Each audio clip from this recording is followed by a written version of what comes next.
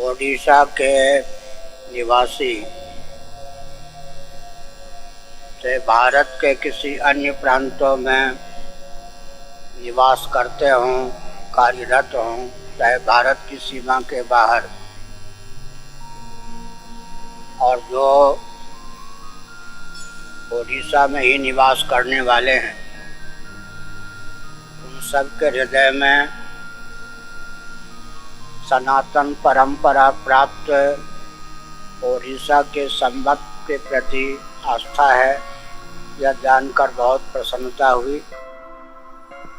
इस संदर्भ में यह समझने की आवश्यकता है कि समुद्र तारीख की पहचान नहीं रखते, तिथि के आधार पर ही ज्वार भाटे उनमें आते हैं।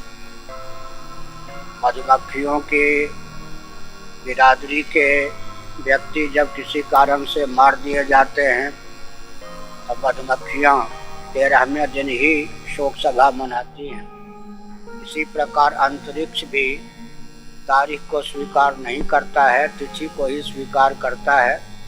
कंप्यूटर की दृष्टि से भी संस्कृत ही सर्वमान्य विज्ञान से युक्त भाषा सिद्ध है। इन सब दृष्टियों से सनातन वैदिक आर्य सत्पुरुषों ने जो मार्ग प्रशस्त किया, उसके प्रति आस्था आवश्यक है। ओडिशा के कटक में देश विदेश के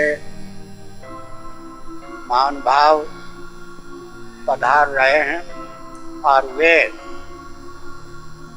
अपने संवत्सर के प्रति आस्थान्वित हैं, उसे क्रियान्वित करने के लिए उत्सुक हैं और उसके आधार पर नववर्ष का महोत्सव मनाने का उपक्रम बना रहे, यह भी उनके हृदय में सन्निहित है।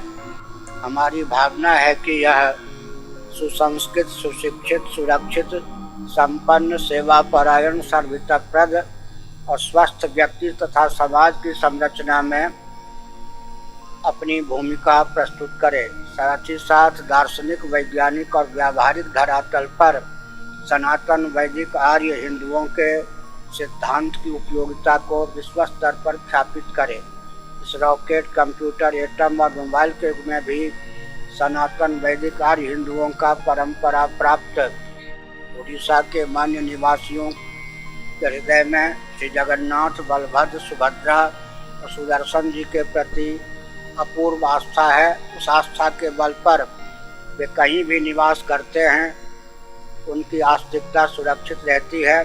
श्री जगन्नाथ आदि के प्रति उनकी आस्था सुदृढ़ बनी रहे, यह भावना है।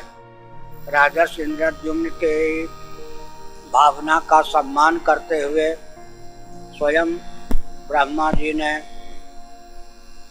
वैशाख शुक्ल अष्टमी के दिन अपने चिन्मय कर कमलों से श्री जगन्नाथ आदि को प्रतिष्ठित किया।